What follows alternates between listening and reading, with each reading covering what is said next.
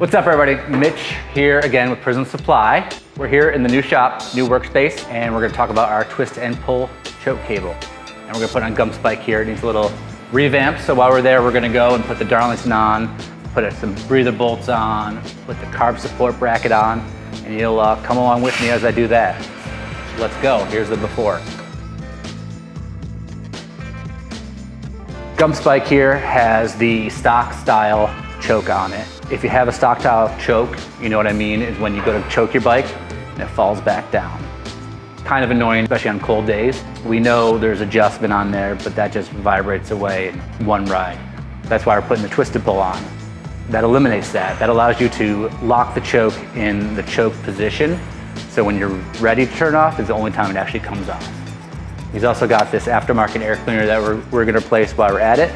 The first step in the whole process is take the carb completely off the bike.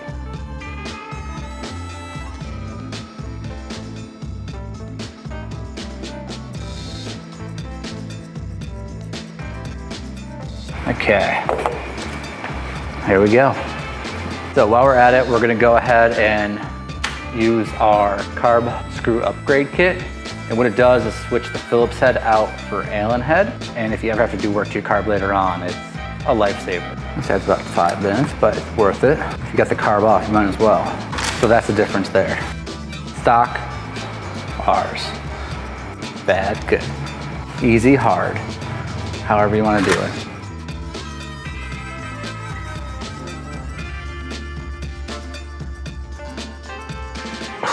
This is why we're doing this.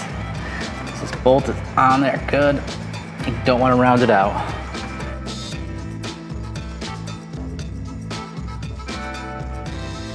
That one's super rounded. We're getting ourselves into something here, Johnny. We're hoping gumped out. Helping feature gumped out. Oh boy.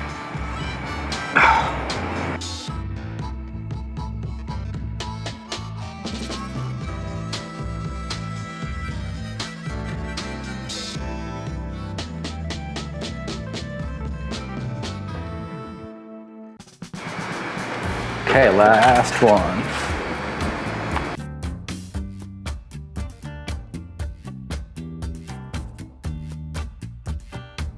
Now that the choke is free, just kind of spinning, you're gonna want to take the boot off the carb.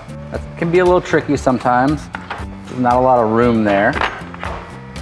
But luckily, once you get started, you can kind of just twist it around.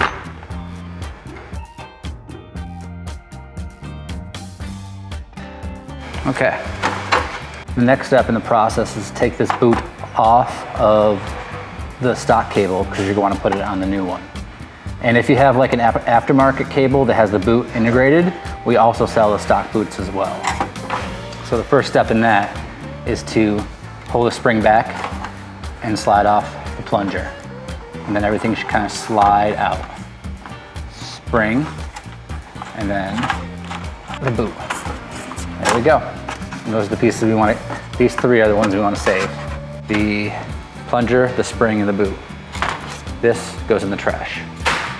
Next step is to get the top of the twist and pull together. And that's as easy as putting the ball in, you can see, and sliding it together like that. Next step, you're gonna put the boot on. Boot A. There we go. And then you put the spring back. And this is where it gets a little tight sometimes. What I like to do is slide the spring back, hold it with my fingers, and then twist the plunger on.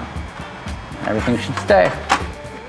There you go. Here's what is cool about this choke. When you pull it, you can twist and it stays. And then you can untwist it and it comes out. So, then we're gonna put it on the carb, just like we took it off. This is why I like to take the carb off of the bike, because this is the hardest part of the whole install, is getting these threads to match back up with the carb. They are plastic and they will be gross if you cross thread them. So just take your time and be careful. Do the ratchet method. It is a skill that's required over many many times of doing this. And when you're done, you just lock her down. Don't put a ton of torque on it, but it is 9/16. There we go. And there you have her. And now we're gonna put it on the bike with our carb support bracket, which also holds the choke as well. The fuel and the vacuum lines are hard to get on once it's seated, so you want to put them on before you seat the carb. There's the vacuum line, if I can do it. I should have lubed her. And then the fuel line. Nice and easy. Cool. You're going to want to put the throttle on next. You're going to want to put the throttle back on. Let me say that. Not on, back on. I hope you got that.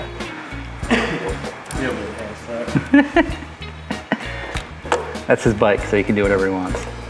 Okay. Throttle back on. And the CV's going to a boot on the manifold. So you just want to make sure that boot's in all the way. There's no folds or anything in it. You usually just do that kind of blindly by feel. Looks good. And then you're going to slide your carb in. Make sure you don't pinch any of those lines you just installed. Don't push too hard because that's what the carb support bracket's for. Just kind of get it so it doesn't fall. And you're going to want to leave the twisted pull hanging. You're going to want to go gasket, carb support bracket, then Darlington bracket. A little trick to doing this is you want to get everything loose lined up first, like this, and then you can put the Darlington bracket on. Loose lined up, not backwards. Okay. So first step, put that guy in loosely. And then the breather bolts after that. Oop, oop, oop. Wrong hole, wrong hole. And you see that they're not lined up. Do a little twist, the carb will pivot. That's why you want to do everything loose first. Oh, we have a big problem. So this is an 89 Sportster 4-speed. So they don't have breather bolts up here, it's down here.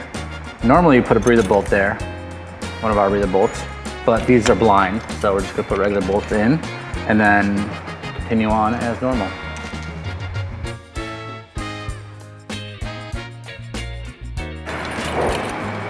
Okay, just hand snug those so everything's kind of in place.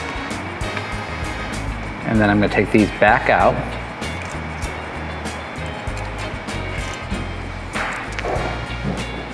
And put the Darlington backing plate in place.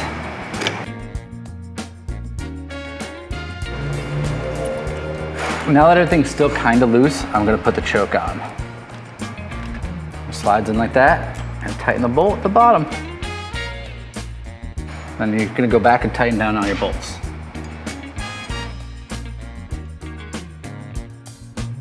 Okay, everything is tight. I'm gonna get a wrench on the twist and pull. It's 11/16, but just give it a little snug. Doesn't have to be anything crazy. It's aluminum, so you don't wanna mar it up. Confirm that it functions correctly, and it does. Then we're gonna put the cover on. We have the cover. I'm gonna put the screen in, then the filter element, and then the screen.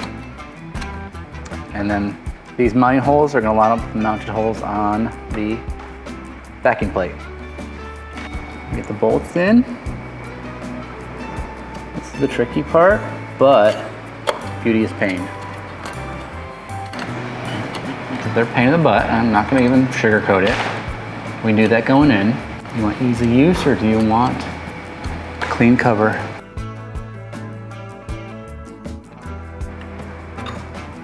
Okay.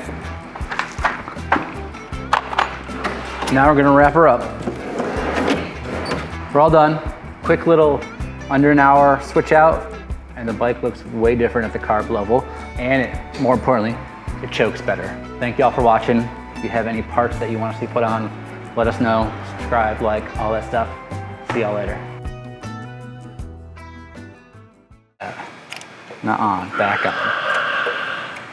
I hope you got that. Real good hand suck. That's his bike, so he can do whatever he wants.